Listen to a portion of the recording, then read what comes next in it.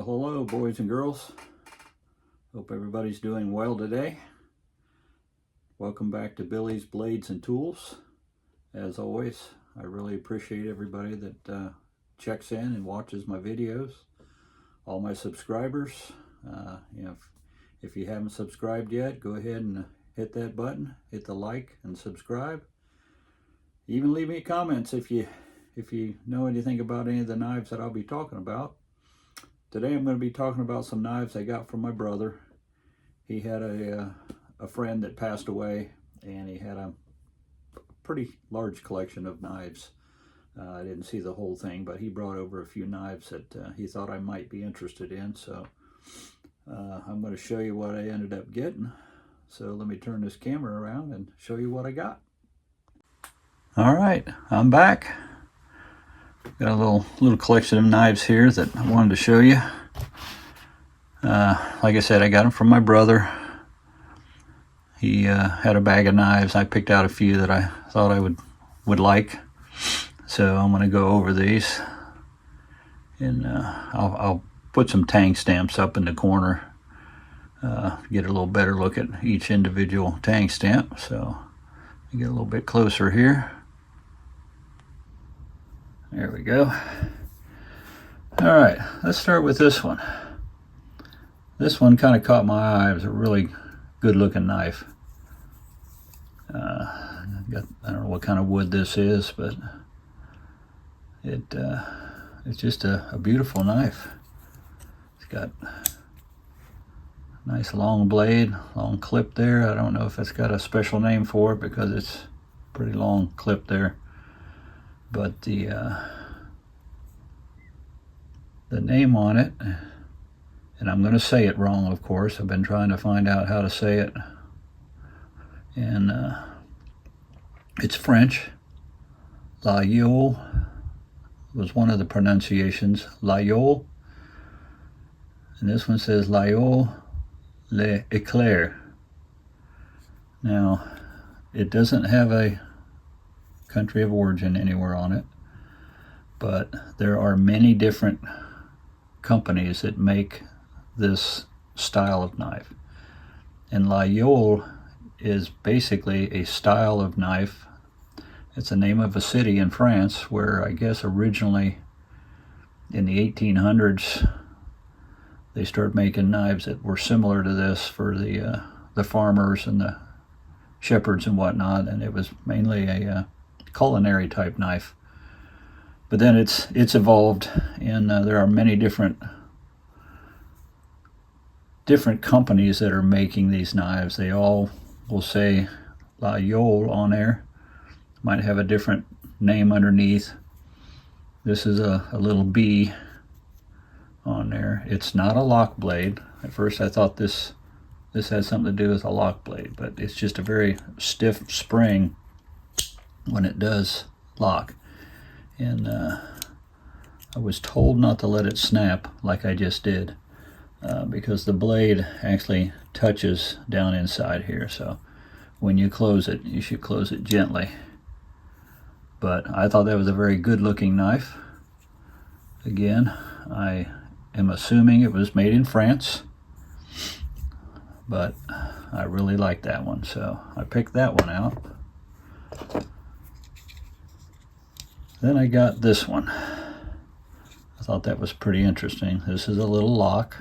This is a push button, and it's an automatic knife. It doesn't flip out too well every time. Let's see if I can I'm not going to be able to get a good picture of the tang stamp there. Let's see here. But it's a Hammer brand. I'll put a picture of the tang stamp up here in the corner. But it's a Hammer brand.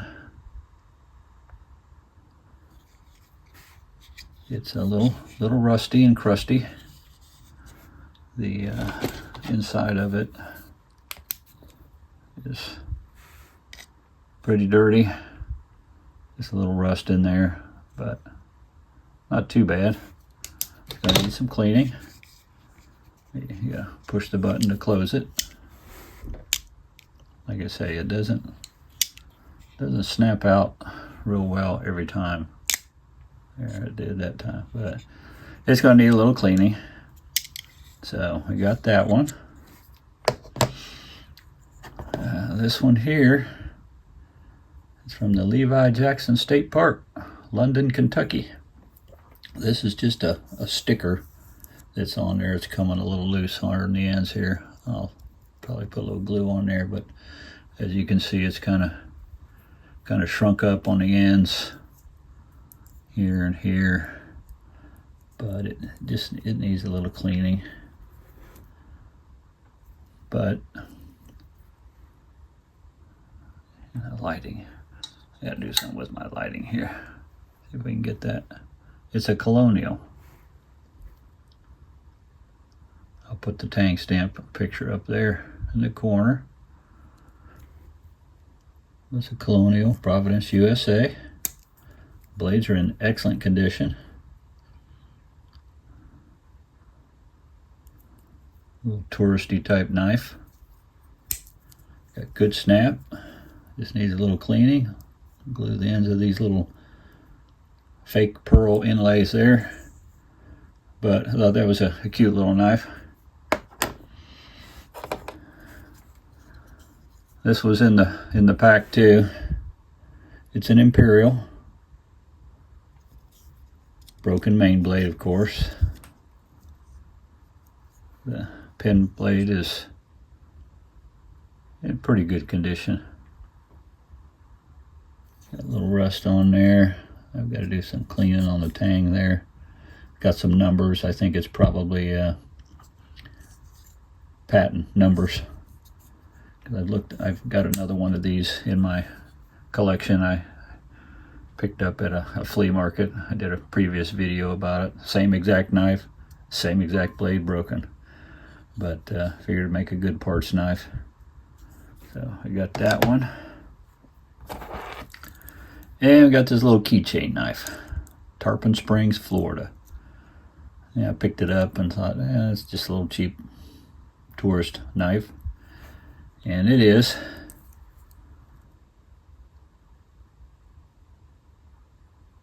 But it's Providence Cutlery Company. Providence, Rhode Island. No, just Providence, USA. I think that's what that says. I'm having a hard time seeing this stuff sometimes. Let's see if I can see a little better.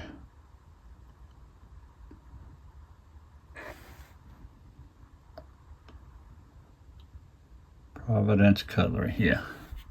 So anyway, just a cheap little tourist knife.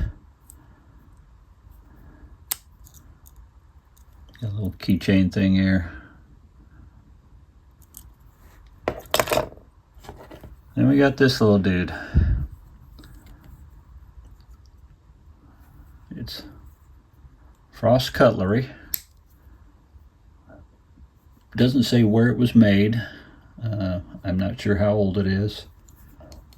It's a smooth bone handle with Alaska, like a scrimshaw type thing. You can see it. You know, it's not just printed on there. It's been etched in there, I guess you'd call it. And then on the other side, it's a little hard to see, but there's a bear right there, mountains. It's a little dirty. I'm gonna have to clean it up, clean the bone up a little bit.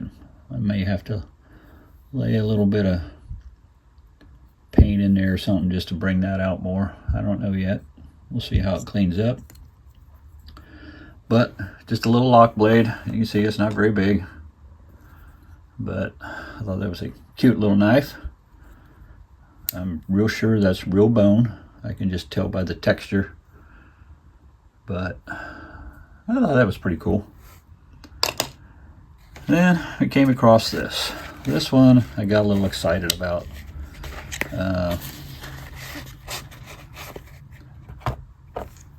It's one of those knives, an OTF out the front. And the name on it was Microtech. Pull back, brings it right back in. On the pocket clip here, it says Microtech, Glycon. It's got a, I think, a date on there, and then a serial number, USA. It's like, wow, that's pretty cool. So I looked up online and got a little excited at first because it said these things sold for about $450. Like, wow, that's an awful expensive knife compared to the other knives that were in the group. Well, I got checking a little more, and it's not real. It's a clone or a copy. It's got a nice edge on it, and a nice point. I didn't know much about these knives. I just thought I'd add it to the collection. It's not something I'm going to carry. It may end up in a go bag or something at some point, just to have. But it's a fake. It's heavy. I don't have a scale. I don't weigh my knives or anything. But it's a pretty good fake. It's when you see pictures of the real thing, you can see the differences. The screws on here are a lot smaller. I'm sure this is heavier because I think the original one has mostly titanium, and this is not. So I thought it was pretty cool. Like I say, just add it to the collection. It had this little nylon sheath with it. I don't know if that's how it came, but you know, I'll stick it in a drawer, or maybe a go bag when I get one together. But I thought that was pretty cool because it's, like I say, I got pretty excited at first, but found out these probably sell between $40 and $80 depending on who's making it and stuff like that. So anyway, that was the all the little knives that my brother had. And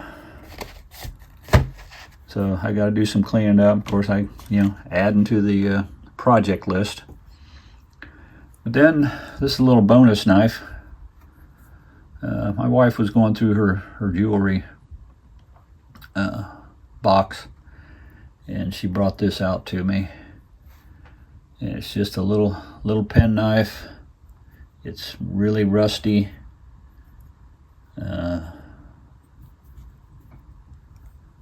But it belonged to her grandfather. I don't know if it's going to pick up here. I'll try to put a picture up there. But it says Robert Ridgway. Now the end of it is kind of coming apart. Hard to pick that up on here, but you can see it's all kind of splayed out a little bit. The knife is off of the, it's come off the back spring. It's pretty rusty. I don't know if I'm going to be able to fix this. I've never taken anything like this apart. But as you can see, it's pretty rusty. The pin is starting to push through the scale there. But it's just like a little keychain knife, decorative knife. Don't know how old it is, but it's pretty old. It's got that scroll stuff on the edges. And then the name on the side there of my wife's grandfather. So this will be a project that I'm going to try to take my time on and see if I can fix that. But I don't want to ruin it. It's already in pretty bad shape, but I don't want to make it worse. So there's that little bonus knife there. But that's it for today's knives. I have gone to a flea market that the wife and I went to, and I'll go over some of those things once I get them all situated. I've got some sheaths that I need to clean up, so I'm going to try to got about 3 or 4 sheaths that I want to clean up. So I'm going to try and do them all at once and get them all scrubbed with the saddle soap, and then get them all lubed up with the Rubidoux Creek Outdoors leather and knife wax. So we'll get that all taken care of here pretty soon, And so anyway, I hope everybody has a good day, and we'll see you on the next video. So y'all take care.